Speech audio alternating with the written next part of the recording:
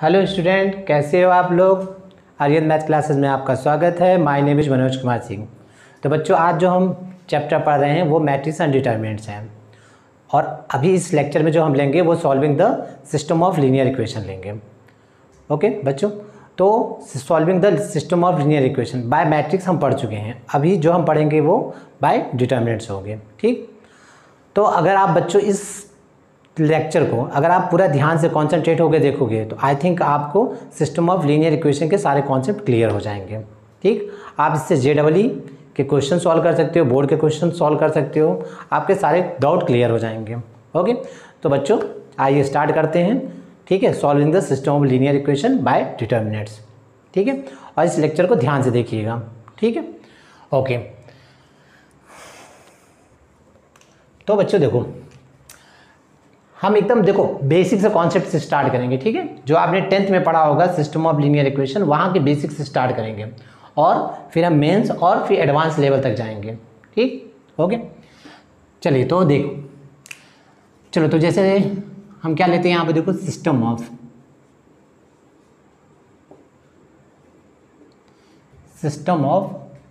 To linear equation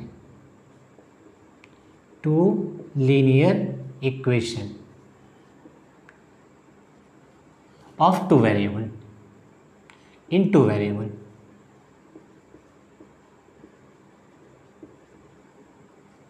okay बच्चों, okay student, system of two linear equation in two variables. ठीक, अब suppose करो जैसे आपको इक्वेशन क्या गिवन है, a1x plus b1y is equal to c1, a2x plus b2y is equal to c2। ठीक, अब देखो ये क्या है, system of two linear equation in two variable x and y variable में। ठीक, तो अगर आप ग्राफिकली इसे देखो बच्चों तो ये क्या हो जाएगा, स्ट्रेट लाइन। ये क्या दे रहा है आपको, स्ट्रेट लाइन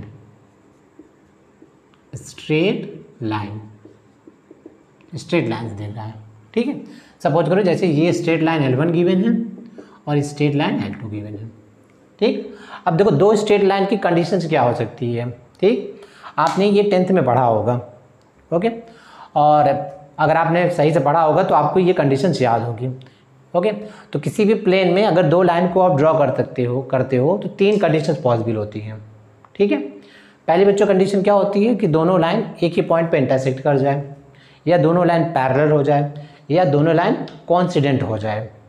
ठीक है, सो देखो कंडीशंस क्या होती है। फर्स्ट कंडीशन बच्चों क्या होगी, ठीक, फर्स्ट कंडीशन होगी इफ both lines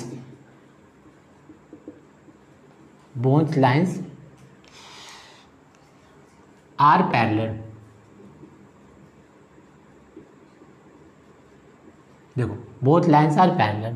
ठीक, देखो ऐसा एक लाइन ये L1 ले लिया आपने और एक लाइन बच्चों ये L2 ले लिया, both lines are parallel। ठीक, अब इस केस में क्या मिलेगा, देखो दोनों लाइन कहीं पर इंटरसेक्ट नहीं कर रही हैं, तो इंटरसेक्ट नहीं कर रही हैं दैट मीन क्या होगा, नो सोल्यूशन, राइट। और नो सोल्यूशन को हम क्या बोलते हैं, इनकंसिस्टेंट।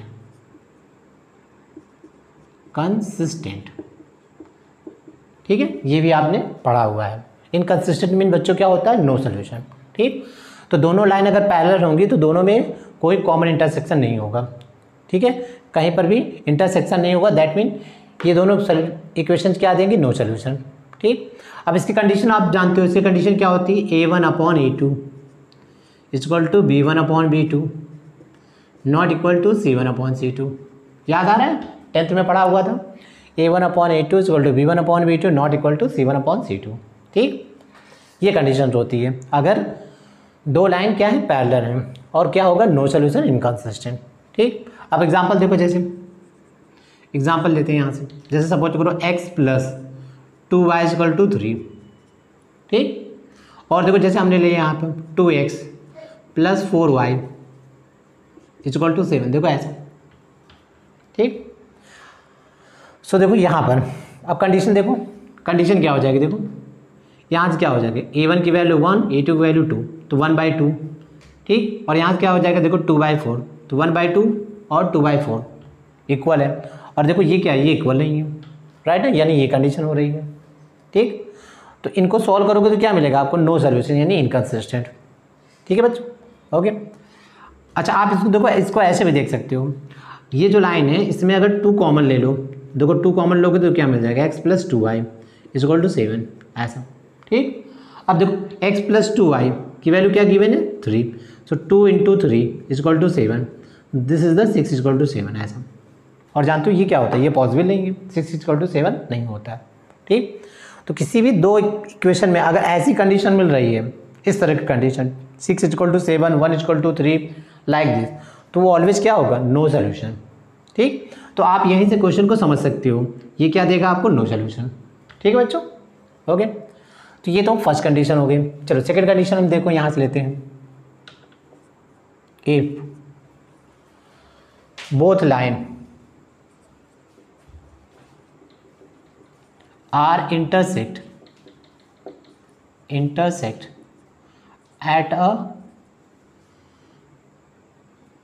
at a point। ठीक, PT मीन्स क्या है, point. Both line intersect at a point. ठीक, अब देखो लाइन ऐसा है, ये एक L1 लाइन हो गया और ये एक L2 लाइन हो गया, दोनों देखो इस पॉइंट पे इंटरसेक्ट कर रहे हैं। ठीक है बच्चों, तो ये पॉइंट क्या हो जाएगा, ये पॉइंट हो जाएगा सोल्यूशन, राइट ना, जो इन दोनों इक्वेशन को साइमल्टेनियसली सेटिस्फाई करेगा। ठीक, तो इस केस में क्या मिलेगा आपको, यूनिक सोल्यूशन। ठीक, यूनिक सोल्यूशन, और क्या बोल सकते हो आप, कंसिस्टेंट का मतलब समझ रहे हो बच्चों, if system of equation has at least 1 solution then it is called the consistent. अगर सोल्यूशन मिल रहा है, ठीक, okay, so this is the consistent. अगर सोल्यूशन नहीं मिल रहा है दैट मीन नो सोल्यूशन है, तो इनकंसिस्टेंट। ओके, अब इसकी कंडीशन देखो क्या होता है, इसकी कंडीशन होता है A1/A2 not equal to B1/B2। देखो ऐसा, A1/A2 not equal to B1/B2, right ना। तो अगर ये कंडीशन होगी तो दैट मीन क्या मिलेगा आपको, यूनिक सोल्यूशन, दोनों लाइन एक ही पॉइंट पे इंटरसेक्ट करेगा।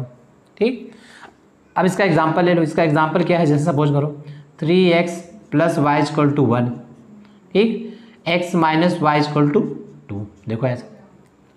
ठीक, अब इसको सॉल्व करोगे तो x और y की सिंगल वैल्यू मिलेगी आपको, x की वैल्यू मिलेगी फिर y की वैल्यू।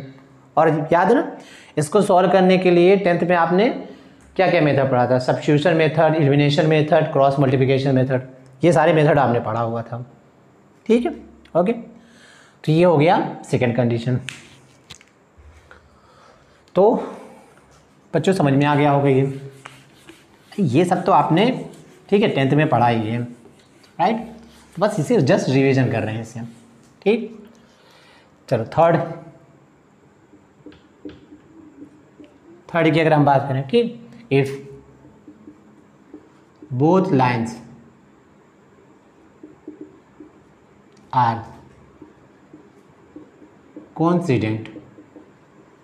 अब देखो दोनों लाइन अगर कोइंसिडेंट हो जाए, कोइंसिडेंट का मतलब समझ रहे हो, एक लाइन मान लो हमने ले लिया L1 और इसी पर दूसरी लाइन को ऐसे ओवरलैप कर दिया L2, ओवरलैप। देखो एक लाइन पर दूसरी लाइन ओवरलैप कर गई, तो बोथ लाइन्स आर कोइंसिडेंट। अब इस केस में देखो कितना पॉइंट मिलेगा, ये दोनों देखो ओवरलैप कर रहे हैं, तो इस लाइन पर जितने पॉइंट्स होंगे, राइट ना, वो सारे क्या होंगे, कॉमन पॉइंट होंगे, दोनों ही लाइन पे होंगे। तो कितने पॉइंट्स हैं यहाँ पर, common point infinite, so there are infinite many solutions. ठीक, तो इस केस में आपको इनफाइनाइटली मेनी सोल्यूशंस मिलेंगे, राइट, इनफाइनाइटली मेनी सोल्यूशंस। ठीक, और ये भी क्या हो जाएगा बच्चों, कंसिस्टेंट। सोल्यूशन मिलने का, अगर सोल्यूशन मिल रहा है दैट मीन कंसिस्टेंट। ठीक, अब इसकी कंडीशन क्या होती है, A1/A2 = B1/B2 = C1/C2। देखो ये कंडीशन होती है इसकी, राइट। चलो इसका एग्जांपल देखते हैं यहाँ से। इसका एग्जांपल क्या है, 2x + y = 3, ठीक, 6x + 3y = 9। देखो, राइट ना। अब यहाँ लो 2/6 1/3 1/3 और 3/9 अगेन 1/3। देखो इस कंडीशन को सेटिस्फाई कर रहा है, राइट। अब इसको देखो ऐसे भी समझ सकते हो, देखो यहाँ से अगर आप देखो यहाँ से 3 कॉमन ले लो, 3 कॉमन लोगे तो क्या होगा 2x plus Y, right, equal to यहाँ पे देखो क्या हो जाएगा, यहाँ हो जाएगा 3, देखो ऐसा, ठीक। अगर यहाँ से 3 कॉमन ले लिया तो 2x plus Y equal to 3, right. तो एक तरह से देखो यहाँ से ये दोनों एक ही लाइन है, ये दोनों देखोगे तो एक ही लाइन है। अगर इसे 3 से डिवाइड कर दो तो ये सेम लाइन मिल जाएगी, या इसे 3 से मल्टीप्लाई कर दो तो ये लाइन मिल जाएगी। तो इफेक्टिवली अगर आप देखोगे तो ये क्या होगा, एक ही लाइन है, राइट ना, ठीक है। तो इसको भी ऐसे समझ सकते हो, अगर आपको एक ही लाइन मिल रही है, इफेक्टिवली एक ही लाइन मिल रही है, तो there are infinitely many solutions, ठीक है बच्चों। ओके, तो ये कंडीशंस समझ में आ गई होगी। चलो देखो क्या गिवन है यहाँ पर। अच्छा, नंबर ऑफ वैल्यूज ऑफ के, यानी के की कितनी वैल्यूज के लिए ये, ठीक है। System of equation no solution दे रहा है, हाउ मेनी वैल्यूज ऑफ के, ठीक है। चलो तो फॉर नो सोल्यूशन की कंडीशन क्या होती है, नो सोल्यूशन की कंडीशन देखो a1 upon a2 equal to b1 upon b2 not equal to c1 upon c2, ठीक है बच्चों, ये होता है ओके फॉर नो सोल्यूशन। चलो कंपेयर करो यहाँ से, देखो ये वैल्यू a1, ये वैल्यू a2, तो k plus 1 upon k equal to, देखो यहाँ से 8 and this is the k plus 3, right, b1 upon b2 equal to c1 upon c2, तो ये क्या है not equal to 4k 3k minus 1, ठीक ऐसा। अब देखो ये दोनों इक्वल है, तो इसको हम सॉल्व करते हैं, फिर देखते हैं ये इसको सेटिस्फाई कर रहा है कि नहीं। ओके चलो इसको सॉल्व करते हैं। This is the k plus 1, k plus 3 equal to 8k, ऐसा, ठीक। चलो इसको मल्टीप्लाई करो, k square plus 4k plus 3 equal to 8k, right. So k square minus 4k plus 3 equal to 0, ऐसा, ठीक। अच्छा इसका फैक्टराइज करो, इसका फैक्टराइज क्या होगा k minus 3 and k minus 1, ठीक है ऐसा, okay. So k equal to 1, right, और k इक्वल टू 3, राइट ना, दो सोल्यूशन मिल रहे हैं, k equal to 1 and k equal to 3, okay. चलो चेक करते हैं यहाँ से, k इक्वल टू 1, देखो k इक्वल टू 1 अगर हम पुट करें यहाँ से तो ये दोनों तो इक्वल होगा, इसको हमें चेक करना है, ठीक। चलो पुट करो यहाँ से, तो देखो 2/1 इक्वल टू 8/4, ठीक है। इसको चेक करो, देखो यहाँ से 4 and 3 minus 1 that is 2, right ना, ऐसा। सो देखो ये क्या मिल रहा है 2/1 equal to 2/1 equal to 2/1, right. तो इस केस में देखो तीनों इक्वल आ रहे हैं, तीनों इक्वल आ रहे हैं, दैट मीन ये क्या हो जाएगा k इक्वल टू 1, ये फेल हो गया, राइट ना, ठीक, ये फेल हो गया। जानते हो ये कौन सी कंडीशन थी, जब दोनों लाइन कोइंसिडेंट हो जाती हैं, वो वाली कंडीशन थी। k इक्वल टू 1 फेल हो गया। अब k इक्वल टू 3 पुट करो, ठीक, इसको पुट करो, चलो पुट करते हैं यहाँ से, तो 4/3, राइट ना, एंड 8/6, ठीक। अब इसको चेक करो यहाँ से क्या हो जाएगा 12, राइट बच्चों, 12/9, 9 माइनस 1 8, ऐसा, ठीक। अब देखो यहाँ से ये दोनों तो इक्वल हैं, ये क्या हो जाएगा 4, ये हो जाएगा 3, ये दोनों इक्वल हैं, बट ये से देखो इससे अगर 4 से डिवाइड करो तो 4 3 जाओ ये 2, राइट, क्योंकि ये इक्वल नहीं है। तो दैट मीन देखो ऐसा हो रहा है 4/3 equal to 4/3 not equal to 3/2, देखो ऐसा, ओके, ठीक। तो k इक्वल टू 3 ये सेटिस्फाई कर रहा है, राइट। तो k equal to 3 only 1, k की सिर्फ एक वैल्यू सेटिस्फाई कर रही है, तो आंसर क्या हो जाएगा 1।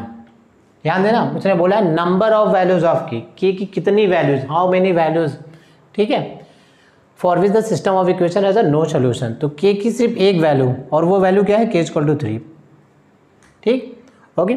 तो यहाँ पर आंसर हो जाएगा 1, ठीक। अब देखो नेक्स्ट, अच्छा देखो ये क्वेश्चन जो पूछा गया था 2013 में, राइट। अगेन देखो यही क्वेश्चन उसने कैसे पूछा था, ध्यान देना। इसीलिए देखो आईआईटी की जो है प्रीवियस ईयर्स के क्वेश्चन बच्चों सॉल्व करना बहुत ज़रूरी होता है, ठीक है। बहुत से क्वेश्चन रिपीट होते हैं, बहुत से कॉन्सेप्ट रिपीट होते हैं, तो आप आईआईटी के प्रीवियस ईयर्स के क्वेश्चन जो है वो ज़रूर सॉल्व करिए। अब देखो जैसे अब इसी क्वेश्चन को 2002 में, एक तो 2003 में पूछा गया था, फिर देखो 2002, ठीक है। अब 2002 में क्या होता था आईआईटी में, ठीक है, एक तो आईआईटी का पेपर होता था, ठीक है, एक स्क्रीनिंग पेपर होते थे, ऑब्जेक्टिव टाइप के क्वेश्चन होता था, फिर आईआईटी का एक पेपर होता था, ठीक है, 2 टाइप्स के पेपर होते थे। तो ये उस समय पूछा गया था, राइट ना, ऐसा आईआईटी जेईई 2002, ठीक, इसमें पूछा गया था आप सब आईआईटी जेईई 2002 में, ठीक, जब स्क्रीनिंग होती थी, ठीक, ऑब्जेक्टिव टाइप का एक पेपर होता था, फिर आपका एक पेपर और होता था मेन पेपर, ठीक, तो वहाँ पर ये पूछा गया था। चलो देखो उसमें क्वेश्चन में क्या उसने थोड़ा सा चेंजेस किया था, number of values of k for which the system of equation, ठीक, has infinitely many solutions, has infinitely many solutions. देखो ये कंडीशन उसने डाल दी थी, ठीक, बस बाकी क्वेश्चन में उसने कोई चेंज नहीं किया था। अब इनफाइनाइटली मेनी सॉल्यूशंस, इसका क्या कंडीशन होता था, A1/A2 equal to B1/B2 equal to C1/C2, देखो ऐसा, ठीक, ये तो क्या कंडीशन हो जाएगी, K+1/K equal to 8/K+3 equal to 4K/K-3, ठीक, 3K-1 सॉरी 3K-1 ऐसा, ठीक। अगर हम इन दोनों को हमने सॉल्व किया था, याद है अभी क्या मिला था, K=1 एंड K=3, ठीक है बच्चों। देखो इसको अभी हमने सॉल्व किया था, K=1 K=3 मिला था, ठीक। अब K=1 अगर पुट करोगे देखो क्या मिल रहा था, 2/1 इक्वल टू 8/4 इक्वल टू 4/2, देखो ऐसा, और ये देखो तीनों इक्वल है, तो K=1 पे क्या हो रहा है, ये सेटिस्फाई कर रहा है, आपको ये कंडीशन मिल रही है, यानी इनफाइनाइटली मेनी सॉल्यूशंस मिल रहा है। K=3 पर हमने चेक किया था, याद है क्या मिल रहा था, नो सॉल्यूशन, देखो यहाँ से 4/3 इक्वल टू 8/6, राइट, और यहाँ पे क्या मिल रहा था आपको, दिस इज द 12/8, देखो ये इक्वल नहीं था, ठीक, तो ये क्या दे रहा था, नो सॉल्यूशन, ये इनफाइनाइटली मेनी सॉल्यूशन, तो आंसर क्या था, K=1, ठीक। और अब भी देखो आंसर क्या है, यही रहेगा, क्योंकि उसे नंबर ऑफ वैल्यूज ऑफ के बोर्ड, ठीक है, नंबर ऑफ वैल्यूज ऑफ के, तो के की एक ही वैल्यू मिल रही है 1, ठीक, ओके। तो बच्चों ये क्वेश्चन समझ में आ गया होगा। चलो तो बच्चों अब हम ले रहे हैं यहाँ पर, ठीक है, सिस्टम ऑफ 3 इक्वेशन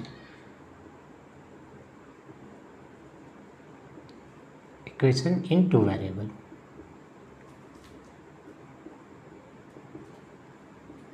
ओके बच्चों, तो system of 3 equation in 2 variable, इसको हम देखते हैं, राइट।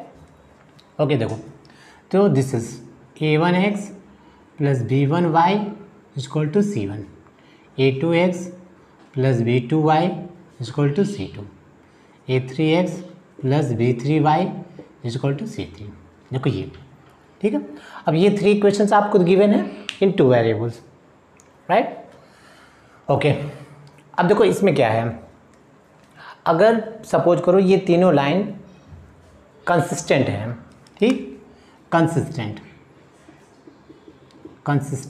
एंड कॉनकरेंट,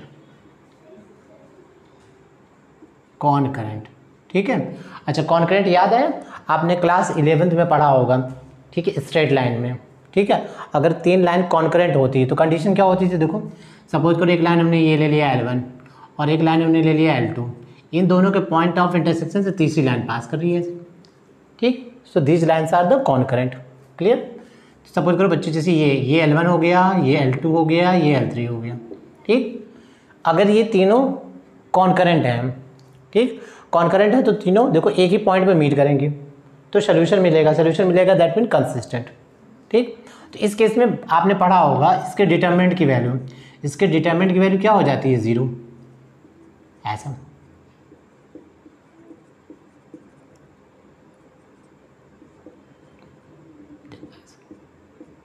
देखो, ठीक है बच्चों, इसके डिटरमिनेंट की वैल्यू 0 हो जाती है, कब होती है, जब तीनों लाइन क्या होती है, कॉनकरेंट होती है, ठीक, तो कॉनकरेंट होंगी दैट मीन कंसिस्टेंट होंगी, तो डिटरमिनेंट की वैल्यू 0 हो जाएगी, राइट।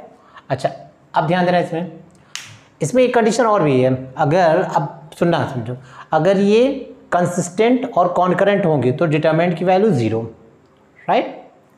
ओके, अब कॉन्करेंट देखो हम कैसे सॉल्व करते थे, इन दोनों इक्वेशन को हम सॉल्व करते थे, ठीक। इनको सॉल्व करने पे जो एक्स वाई की वैल्यू आती थी उसको हम थर्ड में पुट करते थे। अगर ये सेटिस्फाई कर जाता था तो देखो तीनों लाइन क्या होती कॉन्करेंट, अगर सेटिस्फाई नहीं होता था it is not a concurrent, ये कॉन्करेंट नहीं होता था, राइट, ठीक। ओके, अब ध्यान देना, तो अगर ये तीनों लाइन कॉन्करेंट होगी तो डिटरमिनेंट की वैल्यू 0 हो जाएगी। बट अगर डिटरमिनेंट की वैल्यू 0 होगी तो ये श्योर नहीं है कि ये क्या हो, कॉन्करेंट हो यानी कंसिस्टेंट हो। ध्यान देना, अगर ये कॉन्करेंट एंड कंसिस्टेंट है तो डिटरमिनेंट की वैल्यू 0, राइट। कॉन्करेंट और कंसिस्टेंट हैं तो डिटरमिनेंट की वैल्यू 0, बट अगर डिटरमिनेंट की वैल्यू 0 है तो ये श्योर नहीं है कि ये कॉन्करेंट होगी या कंसिस्टेंट होगी, ठीक। ओके, तो आप समझना, एक चीज़ और समझो यहाँ से, तो पहले इसको लिख लो तो ये याद रहेगा, ठीक। इफ, ठीक है, system of lines are concurrent, ठीक, कॉन्करेंट दैट मीन कंसिस्टेंट, तो देन डी इक्वल टू क्या हो जाएगा 0, डिटरमिनेंट की वैल्यू श्योर है 0 होगी, ठीक। Okay, second, if D equal to 0, ठीक, then it is not sure that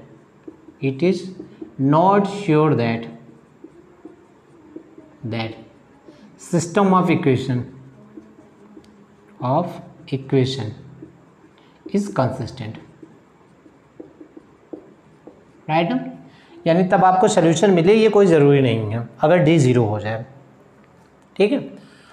okay, तो अब देखो क्या है कंडीशन क्या हो सकती है, ध्यान देना, अगर डी 0 होता है, ठीक, तो कंडीशन क्या क्या हो सकती है। देखो ये क्या दे रहा है आपको, स्ट्रेट लाइन, ठीक है, स्ट्रेट लाइन। तो पहली कंडीशन देखो ऐसा हो सकता है कि तीनों लाइन क्या हो जाएं, पैरेलल, L1 L2 L3, तीनों अगर लाइन पैरेलल हो गए तो भी क्या हो जाएगा, डिटरमिनेंट की वैल्यू 0, ठीक। अब पैरेलल की कंडीशन जानते हो ना, A1/A2 equal to B1/B2, right, ठीक। तो अगर तीनों लाइन पैरेलल हो गई तो बच्चों तब भी डिटरमिनेंट की वैल्यू 0। दूसरी कंडीशन देखो, अगर L1 L2 कौन साइड हो गया, ठीक, एक दूसरे पर ओवरलैप कर गया, और तीसरी लाइन पैरेलल हो गई तो भी डिटरमिनेंट की वैल्यू क्या हो जाएगी 0, ठीक। और देखो इस केस में भी कोई कॉमन सोल्यूशन नहीं मिल रहा है, दैट मीन ये क्या होगा, नो सोल्यूशन यानी इनकंसिस्टेंट। इस केस में भी कोई कॉमन सोल्यूशन नहीं मिल रहा है, that mean inconsistent and no solution, देख रहे हो ना। तो डी अगर 0 है तो ये जरूरी नहीं है कि ये कंसिस्टेंट है, देखो नो सोल्यूशन मिल रहा है। थर्ड कंडीशन क्या हो सकती है, तीनों लाइन ही ओवरलैप कर जाएं, ठीक। तो इफेक्टिवली देखो ये क्या है, एक ही लाइन है, तो यहाँ पे क्या मिलेगा, इनफाइनाइटली मेनी सॉल्यूशंस, ठीक। अगर तीनों लाइन ओवरलैप कर जाएंगे तो इस लाइन पे जितने पॉइंट्स होंगे that is infinitely many solutions, तो इस केस में आपको कंसिस्टेंट मिल जाएगा, ऐसा, राइट, ऐसा। चलो फोर्थ कंडीशन क्या हो सकती है, अगर डी 0 हो, ठीक। अगर मान लो लाइन पैरेलल नहीं है, कॉन्सिडेंट नहीं है, तो देखो लाइन ऐसे हो सकती है, एक लाइन ऐसे ले लो L1, एक लाइन ऐसे L2 ले लो, इनके पॉइंट ऑफ इंटरसेक्शन ये तीसरी लाइन पास कर रही है, यानी कॉन्करेंसी ऑफ द लाइन्स। इस केस में भी डिटरमिनेंट की वैल्यू क्या हो जाएगी बच्चों, 0, राइट। पांचवी कंडीशन क्या हो सकती है, देखो इस केस में भी क्या मिलेगा, इस केस में मिलेगा आपको यूनिक सोल्यूशन, देखो यही सोल्यूशन देगा ना, तीनों को कॉमन पॉइंट, और क्या हो जाएगा, कंसिस्टेंट। ओके बच्चों, पांचवी कंडीशन देखो क्या हो सकती है कि भाई एक लाइन ऐसे ले लो L1, एक लाइन ऐसे ले लो, ठीक, और तीसरी लाइन ऐसे पास कर जाए। देखो अब भी तीनों का कॉमन पॉइंट नहीं मिल रहा है, तो इस केस में भी देखो नो सोल्यूशन हो जाएगा, दैट इज इनकंसिस्टेंट, देखो ऐसा इनकंसिस्टेंट, ठीक। ओके, तो ये सारी कहानी हो गई कब, जब डी इक्वल टू 0 होती है। देखो इस केस में नो सोल्यूशन, इस केस में नो सोल्यूशन, राइट, और इस केस में नो सोल्यूशन यानी इनकंसिस्टेंट। इन दोनों केस में देखो कंसिस्टेंट यानी इसमें सोल्यूशन मिलेगा आपको, राइट, ऐसा। अब एक इंटरेस्टिंग बात सुनो, ध्यान देना। देखो अगर समझो, अगर ये वाला केस होता है, ये वाला केस, ठीक, इस वाले केस में क्या है, देखो ये वाला केस जो है वो फैमिली ऑफ द लाइन्स है। आपने स्ट्रेट लाइन में 11th में पढ़ा होगा फैमिली ऑफ द लाइन्स। अगर दो लाइन के पॉइंट ऑफ इंटरसेक्शन से जितनी भी लाइनें पास होती है that is known as the family of the lines, ठीक। तो इसमें देखो क्या है, इसमें दो लाइन को किसी थर्ड लाइन के लीनियर कॉम्बिनेशन से रिप्रेजेंट कर सकते हैं। जैसे देखो हम ऐसा कर सकते हैं, lambda 1 L1 plus lambda 2 L2 is equal to L3। देखो ऐसा, इन दोनों का लीनियर कॉम्बिनेशन देखो L3 के इक्वल हो गया, ठीक, ओके। अब यहाँ पे क्या है देखो, यानी हमने इसको लैम्डा 1 से मल्टीप्लाई कर दिया, इसको लैम्डा 2 से मल्टीप्लाई कर दिया और इक्वल टू क्या हो गया, ठीक है, L3। सो दैट मीन देखो ऐसा हो जाएगा, lambda 1 A1 plus lambda 2 A2, lambda 1 A1 plus lambda 2 A2 is equal to A3। समझ में आ रहा है बच्चों, ठीक। अच्छा इसी तरह देखो, lambda 1 B1 plus lambda 2 B2 ये हो जाएगा D3, ठीक। अब देखो इन दोनों इक्वेशन को अगर सॉल्व करोगे तो यहाँ से आपको लैम्डा 1 लैम्डा 2 मिल जाएगा, राइट। इसको इस इक्वेशन में देखो, lambda 1 C1 plus lambda 2 C2 equal to C3, इसमें पुट कर दो। अगर सेटिस्फाई कर गया इसको, देखो इन दोनों से लैम्डा 1 लैम्डा 2 फाइंड आउट करोगे, इसमें सब्स्टिट्यूट करोगे, अगर सेटिस्फाई कर गया सो आपको ये वाली कंडीशन मिल जाएगी, यानी कंसिस्टेंट होगा, ठीक। और अगर सेटिस्फाई नहीं करेगा तो ये कंडीशन मिल जाएगी, दैट मीन नो सोल्यूशन। इस केस में आपका हो जाएगा नो सोल्यूशन, ओके बच्चों। तो आई थिंक ये समझ में आ गया, ठीक, राइट। तो देखो D इक्वल टू 0 के ये केस। अच्छा एक कंडीशन और समझो, ये 1 2 3, तीसरा कंडीशन क्या है देखो, तीसरी कंडीशन देखो क्या हो सकती है बच्चों, इफ D, अगर D की वैल्यू नॉट इक्वल टू 0 हो जाए, समझना, अगर डिटरमिनेंट की वैल्यू नॉट इक्वल टू 0 हो जाए तो यहाँ पर देखो डेफिनेटली आपको मिलेगा नो सोल्यूशन, नो सोल्यूशन यानी इनकंसिस्टेंट, ठीक है ऐसा, राइट। देखो अगर D 0 होता है तो श्योर नहीं है कि कंसिस्टेंट होगा कि इनकंसिस्टेंट होगा, तो हमें एनालिसिस करना होगा, क्वेश्चन को देखना पड़ेगा, राइट ना, ठीक। लेकिन अगर D नॉट इक्वल टू 0 हो गया तो दैट मीन्स श्योर है कि यहाँ पर नो सोल्यूशन मिलेगा, ठीक, ओके। तो इतनी बातें आपको समझ में आ गई होगी, ओके बच्चों। चलो तो हम क्वेश्चन सॉल्व करते हैं यहाँ से।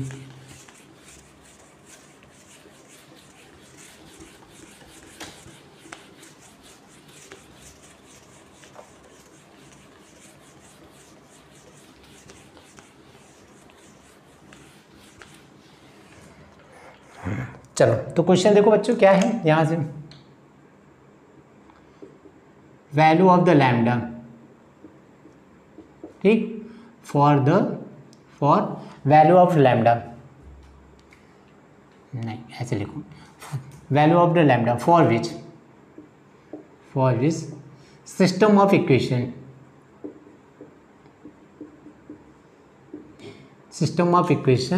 हैज नो सोल्यूशन,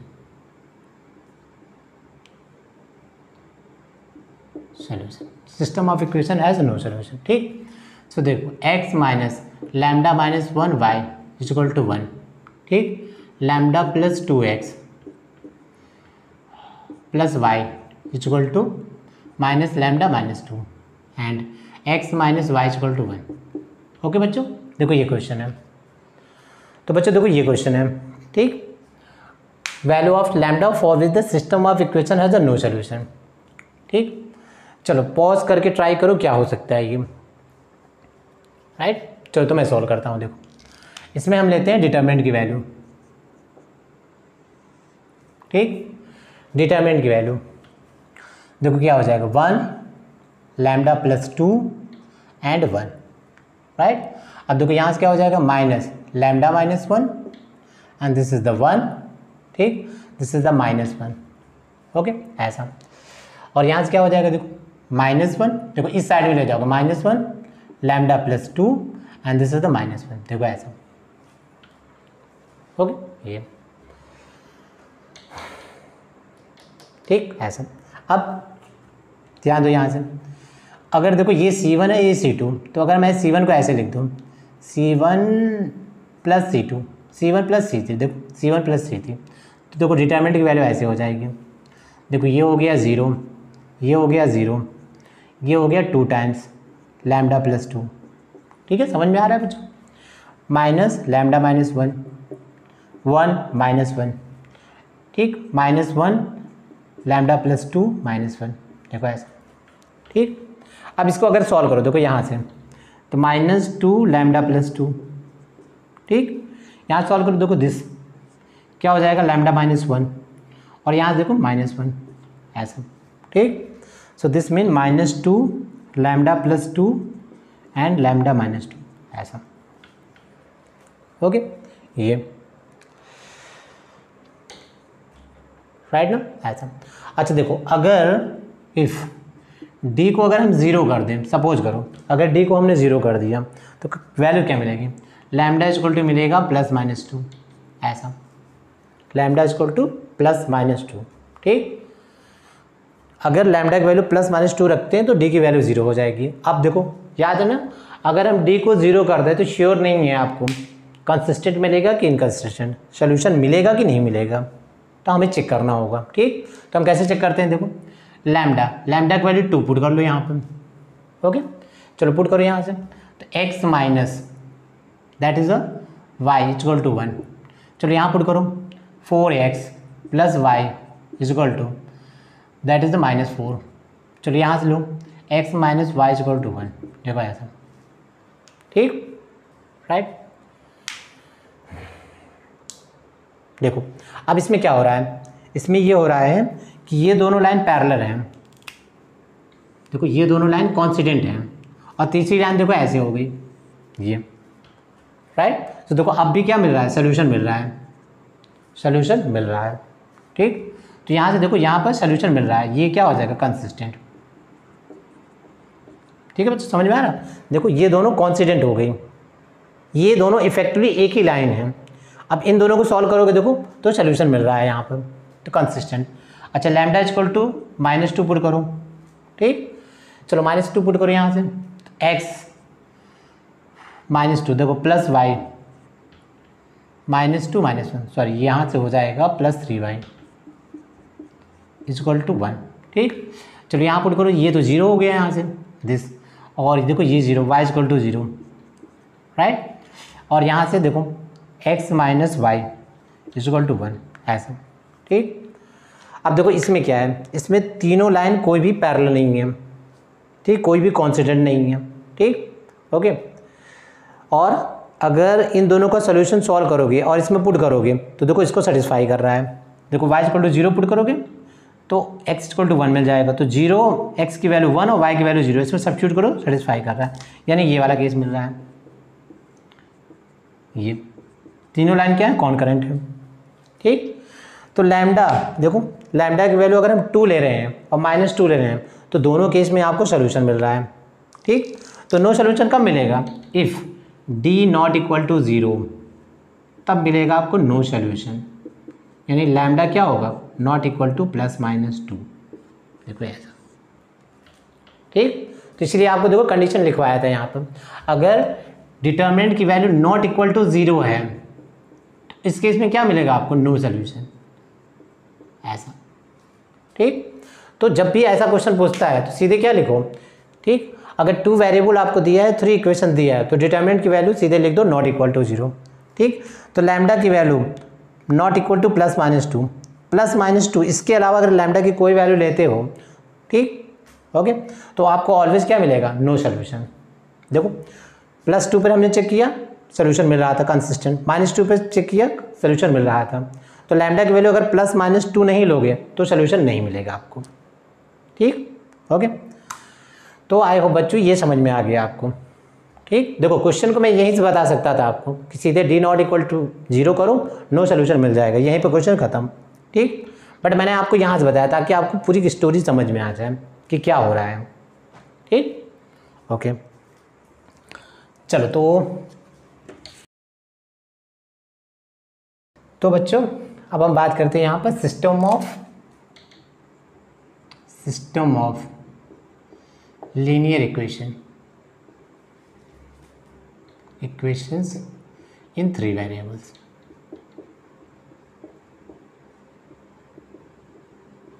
देखो 3 वेरिएबल्स, इसकी बात करते हैं यहाँ से, system of linear equation in 3 variables, right. चलो तो लेते हैं यहाँ से a1x plus b1y plus c1z equal to d1, a2x plus b2y plus c2z equal to d2, a3x plus b3y equal to c3z equal to d3। ठीक, ये okay. देखो थोड़ा सा वीडियो ठीक है लंबा हो जाएगा, बट आप इसे अगर पूरा देखोगे, यहाँ पर पूरा वीडियो देखोगे तो आपके सारे कॉन्सेप्ट क्लियर हो जाएंगे। ठीक, ओके। इसके सारे क्वेश्चंस आप कर सकते हो। ठीक, अब देखो ये गिवन है आपको, तो इसको हम कैसे सॉल्व करते हैं? By Cramer's rule.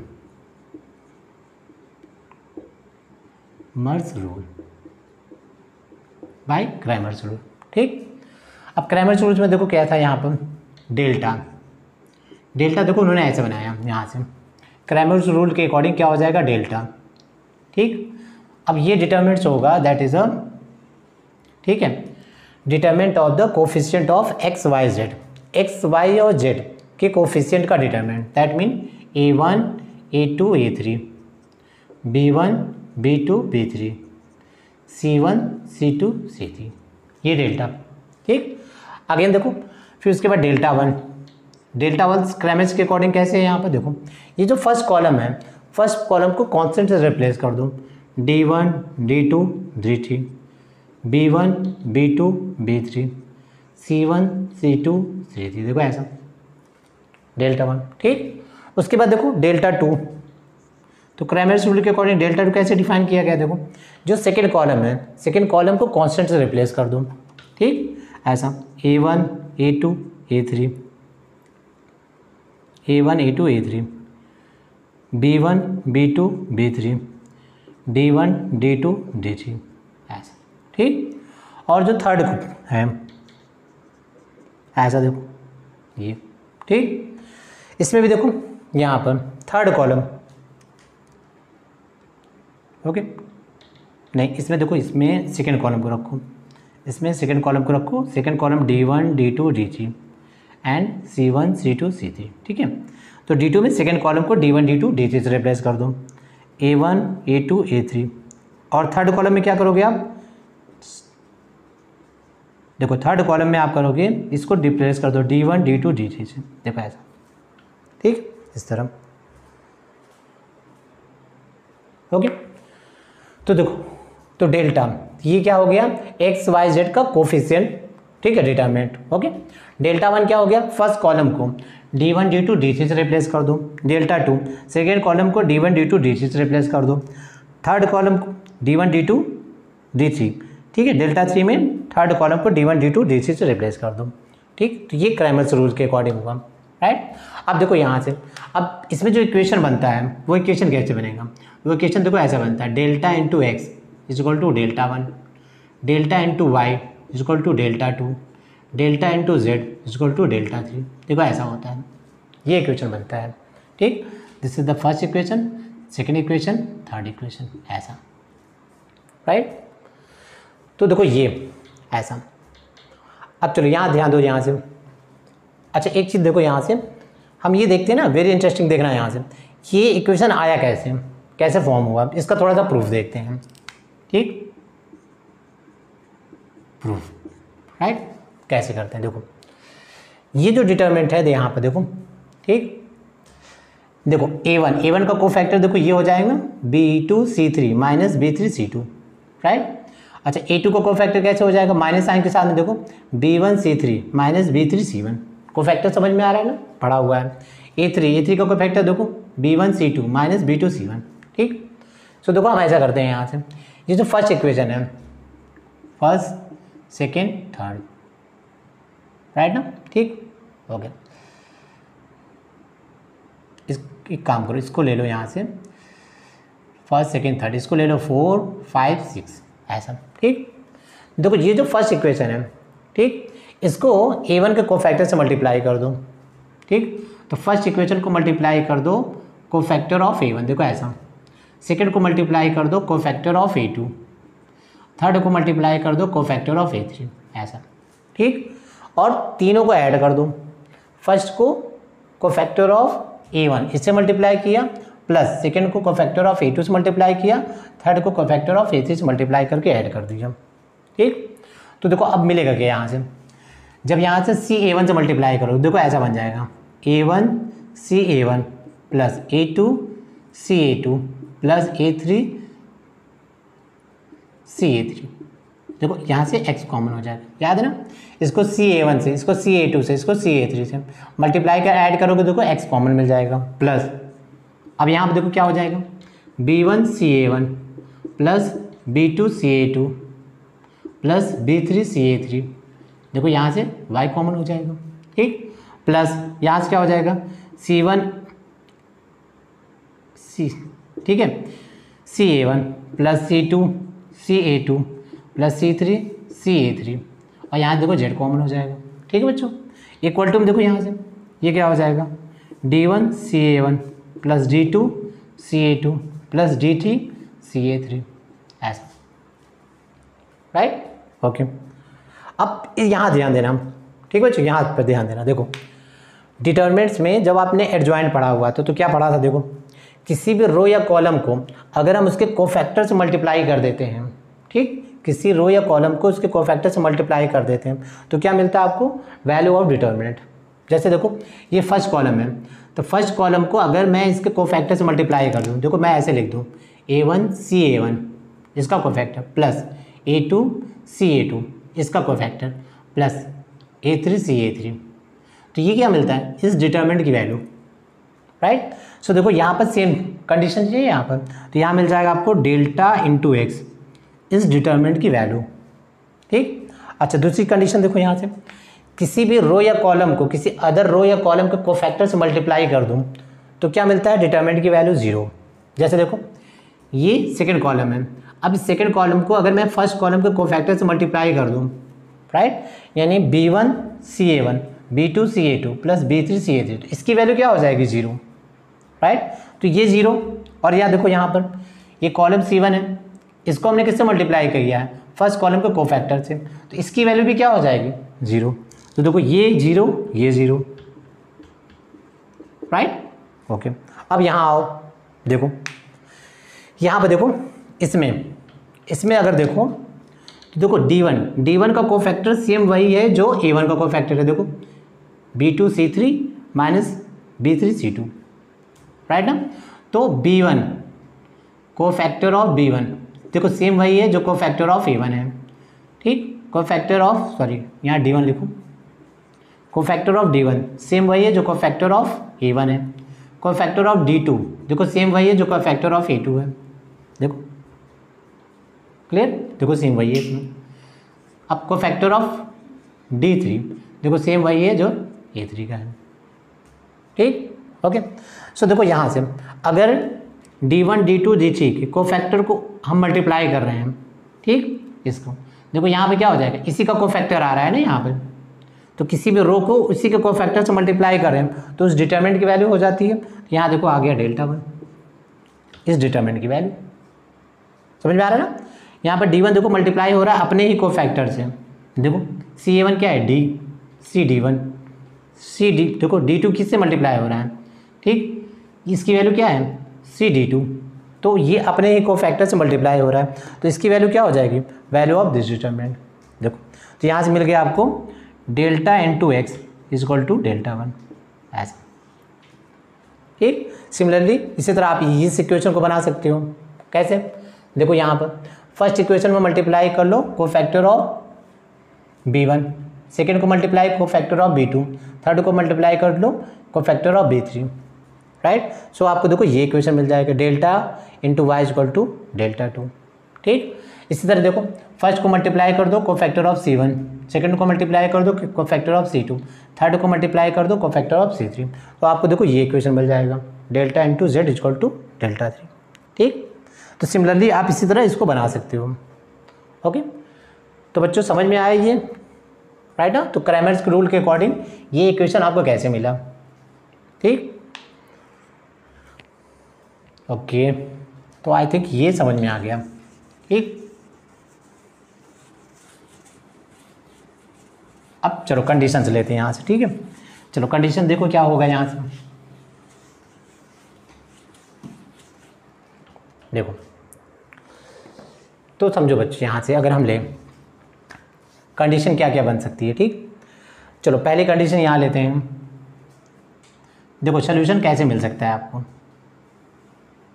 Cramer's rules के अकॉर्डिंग। ठीक है, सोल्यूशन कैसे मिलेगा। पहली कंडीशन देखो, अगर यहाँ से ले लें if delta not equal to zero. देखो अगर हमने डेल्टा की value not equal to zero ले ली, ठीक, तो इस केस में आपको मिलेगा यूनिक सोल्यूशन। यूनिक सोल्यूशन यानी कंसिस्टेंट। ओके बच्चों, कंसिस्टेंट यूनिक सोल्यूशन अगर delta not equal to zero होगा, राइट। तो देखो यहाँ से ये मिल जाएगा x equal to delta one by delta, y equal to delta two by delta and z equal to delta three by delta. ठीक है बच्चों, ओके, ऐसा ये कंडीशन आपको मिल जाएगी, राइट। कब? जब delta not equal to zero होगा। ओके, अब देखो सेकेंड कंडीशन क्या हो सकती है, if delta equal to zero. अगर डेल्टा ज़ीरो हो जाए, ध्यान देना आप, अगर हमने डेल्टा ज़ीरो कर दिया तो देखो यहाँ से दो कंडीशन मिलेंगी। पहली condition, if at least one of delta one, delta two, delta three is not equal to zero, equal to zero.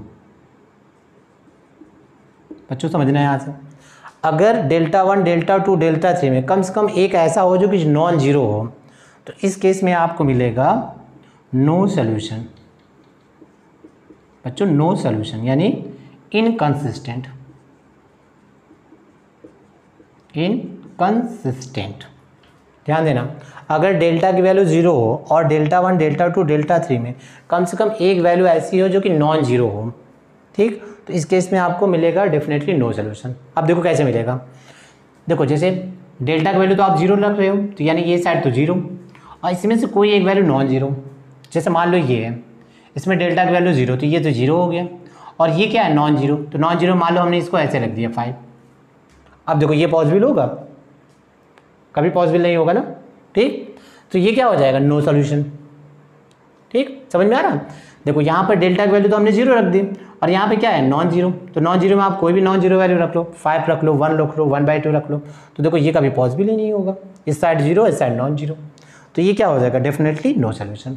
ठीक, कब? जब डेल्टा जीरो हो जाए और delta one, delta two, delta three में कोई एक नॉन जीरो हो जाए। ओके, अब यहाँ से आओ, यहाँ से यहाँ देखो, अब यहाँ पर अगर ऐसा हो जाए कि delta one equal to delta two equal to delta three, ये सभी ज़ीरो हो जाएं, डेल्टा तो जीरो है, delta one, delta two, delta three ये सभी ज़ीरो हो जाएं, ठीक, इस केस में क्या होगा, इस केस में नो सोल्यूशन मिलेगा आपको और इनफाइनाइटली मेनी सॉल्यूशंस।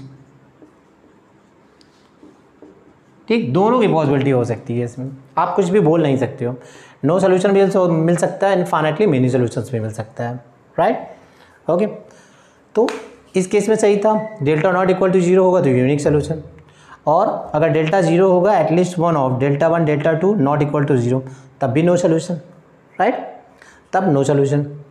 ठीक, इस केस में श्योर नहीं है, अगर delta one, delta two, delta three सभी जीरो हो जाए तो श्योर नहीं कह सकते हो कि नो सोल्यूशन मिलेगा या इनफाइनाइटली मेनी सॉल्यूशंस मिलेगा। ठीक, कैसे होगा देखो। ठीक, देखो अगर यहाँ डेल्टा की वैल्यू जीरो रख दो और डेल्टा वन यानी जीरो इक्वल टू जीरो, तो जीरो इक्वल टू जीरो का मतलब श्योर नहीं है कि आपको कंसिस्टेंट ही मिले, इनकंसिस्टेंट भी मिल सकता है। ठीक, कैसे देखो, तो बच्चे ध्यान देना है यहाँ से। ठीक, कैसे यहाँ से लेते हैं, कंडीशन क्या हो सकती है। देखो देखो ये क्या दिया है आपको, ये एक्चुअल में क्या दिया है आपको, प्लेन्स। ठीक है, ये जो आपको इक्वेशन दिया है ये प्लेन का इक्वेशन दिया है। ठीक, जो आप क्लास 12th में एक चैप्टर है, ठीक है, 3 डायमेंशनल ज्योमेट्री, 3D वेक्टर, तो 3D वेक्टर में आप वहाँ पढ़ोगे कि ये क्या है, प्लेन का इक्वेशन है, ये प्लेन का इक्वेशन। ठीक, तो देखो अगर हम बात करें यहाँ पर पहले कंडीशन देखो क्या है, ठीक, ये कंडीशन पॉसिबल कब होगी, अगर तीनों प्लेन, मान लो ये प्लेन P1 है, ये प्लेन P2 है, ये प्लेन P3, ठीक, अगर तीनों प्लेन पैरेलल हो जाएं, राइट, ठीक, तो तब भी देखो ये कंडीशन होगी, तीनों प्लेन अगर पैरेलल हो जाए, राइट, ठीक, तो भी आपको ये कंडीशन मिलेगी, यानी डेल्टा 0 हो जाएगा, डेल्टा 1, डेल्टा 2, डेल्टा 3 ये भी 0 हो जाएगा। तो इस केस में आपको क्या मिलेगा, नो सोल्यूशन, नो सोल्यूशन। देखो कोई भी कॉमन पॉइंट नहीं मिल रहा आपको, राइट, ऐसा। अच्छा देखो तीनों प्लेन पैरेलल कब होती है, जब ये कंडीशन होती है A1/A2 equal to B1/B2 equal to C1/C2। देखो ऐसा, जैसे ये दोनों प्लेन अगर पैरेलल हो जाए तो A1/A2 equal to B1/B2 equal to C1/C2। तो इस केस में भी देखो ये क्या हो जाएगा, डेल्टा 0 हो जाएगा, ठीक, और डेल्टा 1, डेल्टा 2 ये सब 0 हो जाएंगे, कब, जब तीनों प्लेन पैरेलल होगी, ठीक। सेकंड कंडीशन क्या हो सकती है, देखो दो प्लेन कोइंसाइड कर जाएं, ये दोनों कोइंसाइड कर जाएं, ठीक, और तीसरा देखो इसके पैरेलल हो जाएं, ऐसा, तब भी देखो नो सोल्यूशन मिलेगा। इस केस में भी नो सोल्यूशन। ओके बच्चों, तब भी देखो यही कंडीशन होगी, डेल्टा 0 हो जाएगा, डेल्टा 1, डेल्टा 2, डेल्टा 3 ये 0 हो जाएगा, ठीक, और नो सोल्यूशन। तीसरा कंडीशन क्या हो सकता है, देखो तीसरा कंडीशन ये हो सकता है कि तीनों कोइंसाइड कर जाएं, P1, P2, P3 तीनों प्लेन कोइंसाइड कर जाए। तीनों प्लेन कोइंसाइड होने का मतलब क्या होगा, आपको इफेक्टिवली एक ही प्लेन मिलेगा। तो इस केस में क्या हो जाएगा, infinitely many solutions, many solutions. देखो ऐसा, ठीक बच्चों, ऐसा हो सकता है ये, राइट। तो इस केस में क्या होगा, तीनों अगर पैरेलल हो जाएगा तो नो सोल्यूशन, दो कोइंसाइड एक पैरेलल तब भी नो सोल्यूशन, और तीनों अगर कोइंसाइड हो गए तो इनफाइनाइटली मेनी सॉल्यूशंस, उस प्लेन पे जितने पॉइंट होंगे सभी सोल्यूशन देंगे, राइट। अच्छा और देखो और कंडीशन क्या हो सकती है यहाँ पे, ठीक, चलो और जैसे कंडीशन अगर बनाए यहाँ से, देखो एक कंडीशन ये हो सकती है कि एक प्लेन आप ऐसे ले लो P1, एक प्लेन ऐसे ले लो P2, और तीसरा प्लेन इससे के पॉइंट ऑफ इंटरसेक्शन से चला जाए, line of intersection, not sorry line of intersection से, ठीक, देखो ऐसा हो जाए, देखो ऐसा, ध्यान देना ये वाली कंडीशन कब होगी यहाँ पर, देखो एक प्लेन ऐसे ले लो, एक प्लेन ऐसे ले लो, देखो ये इसका लाइन ऑफ इंटरसेक्शन, इसी के लाइन ऑफ इंटरसेक्शन तीसरा प्लेन पास कर जाए, तो यार देखो ये वाली कंडीशन हो जाएगी, ठीक। तो इस केस में आपको क्या मिलेगा, इस केस में तीनों प्लेन का जो लाइन ऑफ इंटरसेक्शन है, देखो लाइन ऑफ इंटरसेक्शन, ये जो लाइन फॉर्म हो रही है, एक प्लेन ये, एक प्लेन ये, इनका लाइन ऑफ इंटरसेक्शन इसी से तीसरा प्लेन पास कर रहा है, तो इनका जो कॉमन लाइन होगा, तीनों प्लेन का कॉमन लाइन, वही सोल्यूशन हो जाएगा। तो इस केस में भी आपको मिलेगा infinitely many solutions, many solutions, ऐसा, ठीक, यानी क्या होगा, कंसिस्टेंट, ओके, ऐसा। चलो ये कब होगा, जब लाइंस प्लेन्स पैरेलल नहीं है। अच्छा पांचवा कंडीशन देखो ऐसा हो सकता है, पांचवा कंडीशन क्या हो सकता है, देखो अगर दो लाइन ऐसे पास, दो प्लेन ऐसे पास कर जाएं P1 P2, और तीसरा प्लेन देखो P1 P2, तो बच्चों तीसरा क्या हो जाए, इसके पैरेलल हो जाए, ऐसा, राइट, समझ में आ रहा है। देखो ऐसा दो प्लेन, देखो जैसे मान लो दो प्लेन ऐसे इंटरसेक्ट कर जाएं, ये लाइन ऑफ इंटरसेक्शन, और तीसरा प्लेन इसी के पैरेलल हो जाए, इस लाइन के पैरेलल हो जाए, तब भी देखो कोई कॉमन सोल्यूशन नहीं मिलेगा, ठीक है। तो इस केस में भी क्या मिलेगा आपको, नो सोल्यूशन, नो सोल्यूशन यानी इनकंसिस्टेंट, ऐसा, ठीक। ऐसा देखो हमने लाइन में भी डिस्कशन किया था, ठीक है, ऐसा। तो इस केस में आप कुछ भी श्योर नहीं बता सकते हो क्या मिलेगा। देखो ये इनफाइनाइटली मेनी सोल्यूशंस मिल रहा है, तीनों लाइन प्लेन ओवरलैप कर जाए तो भी इन्फिनिटी सोल्यूशंस मिलेगा। ये वाली कंडीशन क्या होगी, नो सोल्यूशन होगी, और पैरेलल वाली भी कंडीशन नो सोल्यूशन होगी, राइट, ओके। अब समझना यहाँ से, ये जो कंडीशन है ध्यान देना, ये वाली कंडीशन अगर मैं इसको लिखूँ, देखो यहाँ से ऐसा,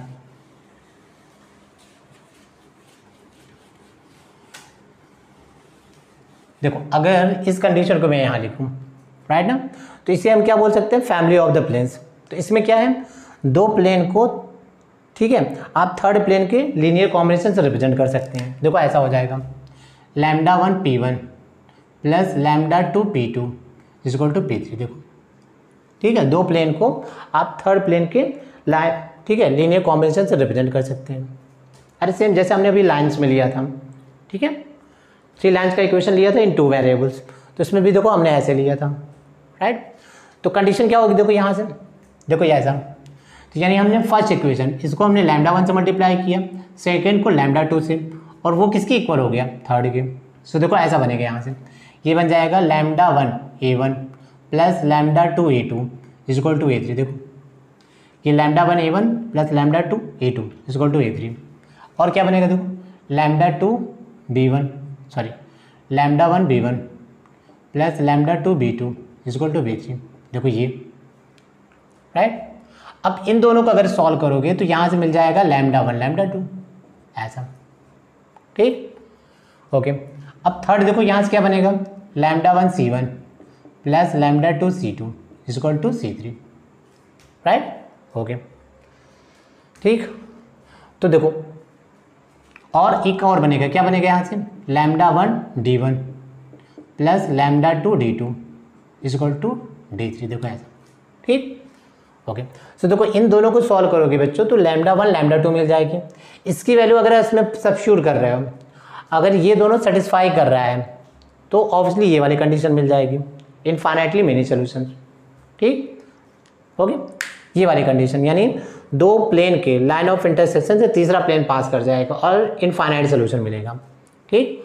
जब लैम्डा 1 लैम्डा 2 की वैल्यू यहाँ से फाइंड आउट करके इन दोनों में पुट करोगे वो सेटिस्फाई कर जाए, ठीक। ओके, अब ध्यान देना यहाँ से, अगर लैम्डा 1 लैम्डा 2 की वैल्यू, देखो इसको तो ऑब्वियसली सेटिस्फाई करेगा, अगर इसको सेटिस्फाई नहीं कर रहा है, ध्यान देना ये कांस्टेंट वाला टर्म इसको सेटिस्फाई नहीं कर रहा है, तो इस केस में क्या हो जाएगा, इस केस में हो जाएगा नो सोल्यूशन, यानी ये वाली कंडीशन हो जाएगी नो सोल्यूशन, ठीक है, ऐसा।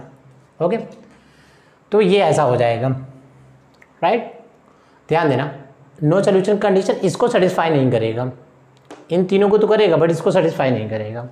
लैम्डा 1 लैम्डा 2 की वैल्यू इन तीनों को सेटिस्फाई करेगा, इसको नहीं करेगा, तो दैट मीन ये हो जाएगा नो सोल्यूशन, और सभी को सेटिस्फाई कर देगा तो दैट मीन ये वाली कंडीशन हो जाएगी, राइट ना।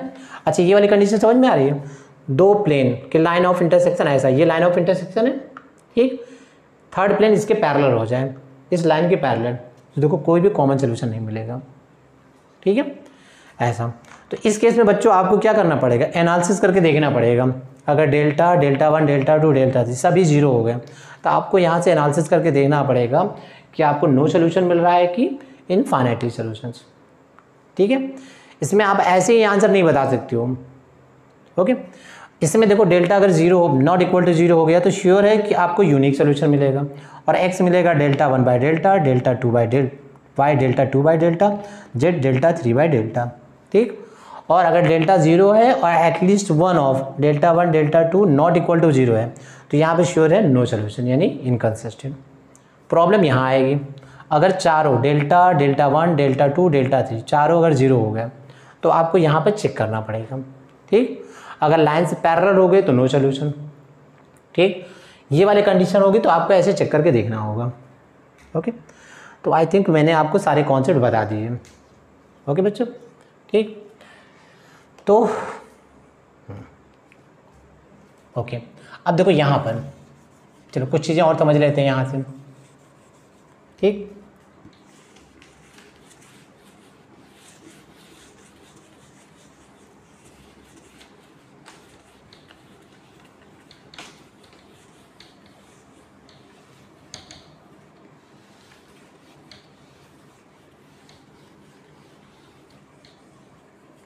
ठीक है बच्चों, अब देखो कुछ चीज़ें और समझ लेते हैं। देखो यहाँ पर क्या है, इफ़ D1 D2 D3, देखो ऐसा है, if at least one of D1 D2 D3 is not equal to zero, तो इसे हम क्या बोलते हैं, नॉन होमोजीनियस। याद है, non homogeneous genius system of equation, ठीक है। अगर किसी भी कांस्टेंट की value not equal to zero हो जाए that is a non homogeneous, ठीक। If D1 equal to D2 equal to D3 अगर सभी ज़ीरो हो जाएं तो क्या होता था, होमोजीनियस सिस्टम ऑफ इक्वेशन।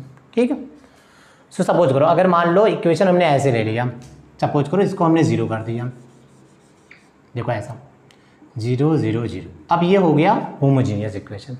ठीक, अब ये अगर होमोजीनियस हो गया तो ध्यान देना यहाँ से, देखो तो D1 D2 D3 इसको किससे रिप्लेस कर दोगे, 0 0 0 से, ये 0 हो गया, ये भी क्या हो गया 0 हो गया, ये भी क्या हो गया 0, देखो यहाँ पर ये टर्म 0, ये भी।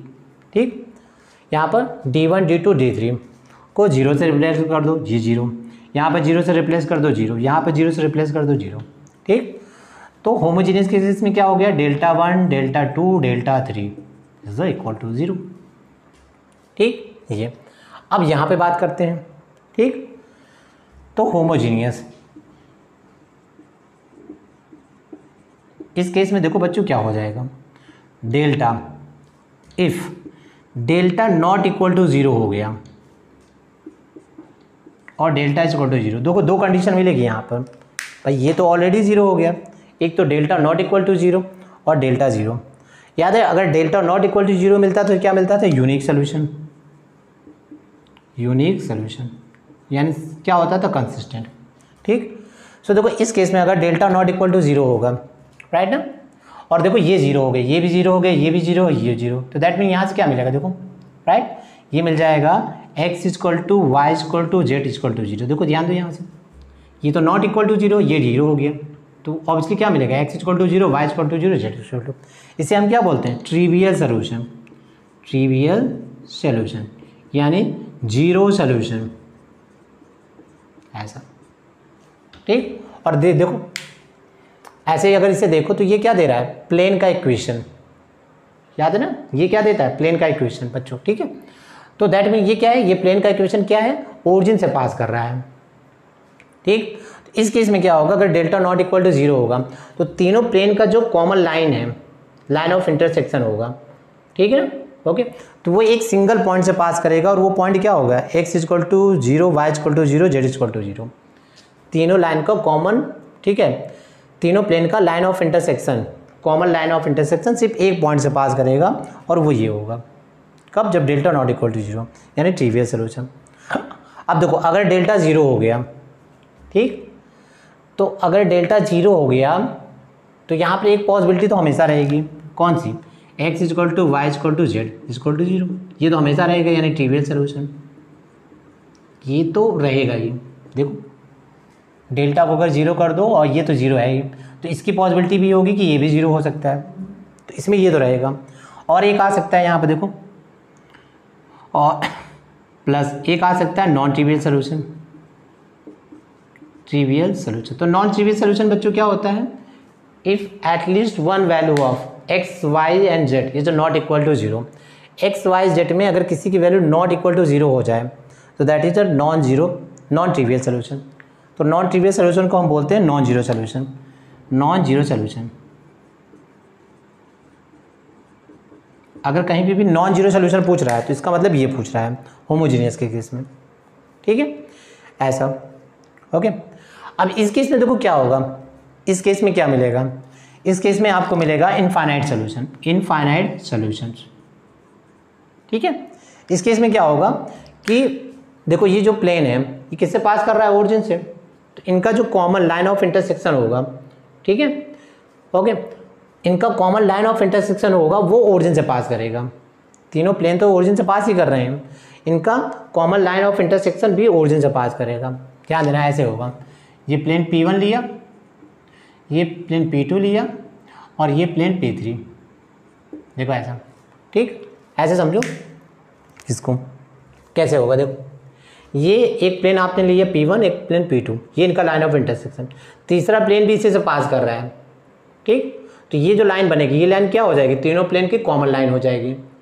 ठीक है, कॉमन लाइन ऑफ इंटरसेक्शन हो जाएगा। अब ये लाइन ऑफ इंटरसेक्शन क्या है, ओरिजिन से पास कर रहा है, तो ओरिजिन से पास कर रहा है, देखो ये सोल्यूशन ऑलरेडी है। ठीक, और क्या है, इस लाइन ऑफ इंटरसेक्शन में जितने पॉइंट्स होंगे वो भी इसके सोल्यूशन हो जाएंगे। सो दैट मीन देखो ये इनफाइनाइटली मेनी सोल्यूशन यानी नॉन ट्रिवियल सोल्यूशन। ओके, ये हो रहा है इसमें। ओके, तो होमोजीनियस के में दो case, delta not equal to 0 होगा तो यूनिक सोल्यूशन, राइट, यानी ट्रिवियल सोल्यूशन। और डेल्टा अगर 0 हो गया तो ट्रिवियल सोल्यूशन, ये तो मिलेगा प्लस आपको ये भी मिलेगा, इनफाइनाइटली मेनी सोल्यूशंस। ठीक है बच्चों, ओके। तो आई थिंक आपको सारी कंडीशन समझ में आ गई। ओके, चलो तो ये क्वेश्चन सॉल्व करते हैं इसमें। तो बच्चों इस क्वेश्चन को सॉल्व करते हैं। ठीक है, तो हमने सारे कॉन्सेप्ट पढ़ लिए हैं और इस क्वेश्चन को हम सॉल्व करते हैं। ठीक है, अब ये क्वेश्चन देखो ये गिवन है, ठीक, और आप चाहो तो पॉज करके इसे ट्राई कर सकते हो। ठीक, अच्छा देखो क्या गिवन है यहाँ पर, चलो ट्राई करो। तो यहाँ पर value of lambda such that the system of equation has a no solution. ठीक है, चलो ट्राई करो तो। ओके, अब देखो मैं ट्राई कर रहा हूँ। ठीक है, देखो नो सोल्यूशन की कंडीशन क्या थी, डेल्टा क्या था 0 and at least one of delta 1 delta 2 and delta 3 is not equal to 0 ये कंडीशन थी ना आपकी। अगर ठीक है नो सोल्यूशन मिल रहा है आपको, राइट। तो चलो पहले तो हम डेल्टा फाइंड आउट करते हैं। चलो डेल्टा क्या है आपका 2 1 1, ठीक है, -1 -2 एंड 1 एंड 2 1 लैम्डा। देखो ये डेल्टा की वैल्यू है, राइट। चलो इसको 0 कर दो, क्या करना है इससे 0, ठीक। अब इसे 0 करो यहाँ से, दैट मीन अब देखो यहाँ से C1 को कर लो C1 - C3, देखो C1 में C3 को सेपरेट कर लो तो डेल्टा देखो क्या मिल जाएगा, this is the 0 0, right, 1 minus lambda -1 -2 1 2 1 lambda, ऐसा, ठीक। अब इसे सॉल्व करो यहाँ से, तो 1 माइनस लैम्डा, तो बच्चों देखो क्या हो जाएगा, this -1 and +4 is equal to 0, ठीक। तो this is the 3 1 minus lambda is equal to 0, so lambda is equal to क्या मिल गया 1। ओके, ये अब आपको डेल्टा 1 डेल्टा 2 डेल्टा 3 में देखना है, अगर कोई भी वैल्यू नॉन जीरो मिल गई तो आपका यही सोल्यूशन हो जाएगा, राइट। चलो तो डेल्टा 1 देखते हैं यहाँ से, तो डेल्टा 1 हम कैसे लिखते हैं याद है, ठीक है, फर्स्ट कॉलम को इस कॉन्स्टेंट से रिप्लेस कर दो, 2 -4 4, ठीक। उसके बाद -1 -2 1 दिस, ठीक, ओके। और फिर क्या हो जाएगा थर्ड 2 1 लैम्डा, राइट। अब ध्यान दो यहाँ पर लैम्डा की वैल्यू हमने क्या फाइंड आउट किया है, लैम्डा की वैल्यू हमने यहाँ से 1 फाइंड आउट की, तो यहाँ 1 पुट कर दो। अब चेक करो कि वैल्यू 0 आती है कि नहीं, राइट। तो हम देखो कैसे सॉल्व करते हैं इसे, ठीक। अगर इसमें से इसको सेपरेट कर दिया जाए, चलो एक काम करते हो, ओपन कर लो सीधे, ठीक। चलो यहाँ से सॉल्व करोगे, दिस इज द -2 -1, ठीक, दिस इज द +1 यहाँ सॉल्व करो, -4 एंड दिस इज द -4, ऐसा, क्लियर बच्चों। और ये +2 यहाँ से लो, दैट इज द -4 और ये देखो ये हो जाएगा +8, राइट। चलो सॉल्व करो यहाँ से, तो देखो यहाँ से मिल जाएगा, दिस इज द -6, ठीक, -8 और यहाँ देखो 4 +8, देखो ये कैंसिल हो गया, ये हो गया -6, राइट। और ये क्या आ रहा है, नॉट इक्वल टू 0। तो हमने क्या बात की थी, अगर डेल्टा 1 डेल्टा 2 डेल्टा 3 में कोई एक भी अगर नॉन जीरो आ गया तो ये क्या हो जाएगा, नो सोल्यूशन, राइट ना। तो डेफिनेटली आंसर क्या हो जाएगा, लैम्डा इज इक्वल टू 1, इस पर आपको मिल रहा है नो सोल्यूशन, ठीक। देखो ऐसा, तो यानी आंसर ये हो जाएगा। ओके बच्चों, ठीक। सो देखो ये आंसर हो जाएगा, ठीक, राइट। अगर देखो डेल्टा 1 अगर 0 नहीं होता तो हमें डेल्टा 2 डेल्टा 3 भी चेक करना होता, राइट ना। अगर तीनों में से कोई अगर 0 हो जाता, ठीक है, तीनों में से कोई अगर एक नॉन जीरो होता तो ऑब्वियसली नो सोल्यूशन मिल जाता, ठीक है बच्चों। तो आई होप आज का लेक्चर आपको समझ में आ गया होगा। आई थिंक मैंने आपको सारे कॉन्सेप्ट बता दिए, ठीक है, ओके। और आप इस पर क्वेश्चन ट्राई करिएगा, स्पेशली JEE के जो प्रीवियस ईयर्स के क्वेश्चन आए हैं तो बच्चों उसको ज़रूर ट्राई करिएगा, ठीक। और नेक्स्ट लेक्चर जो होगा उसमें हम इसके क्वेश्चन सॉल्व करेंगे, तो आप नेक्स्ट लेक्चर ज़रूर देखिएगा। अगर आपने इसे पूरे तरीके से समझ लिया है तो नेक्स्ट लेक्चर में हम इस पर इंटरेस्टिंग क्वेश्चन करेंगे, ठीक, जो कि प्रीवियस ईयर JEE से रिलेटेड होंगे और कुछ एक्स्ट्रा क्वेश्चन होंगे। ओके बच्चों, तो आज का क्लास हम यहीं ओवर करते हैं। Okay, thank you very much.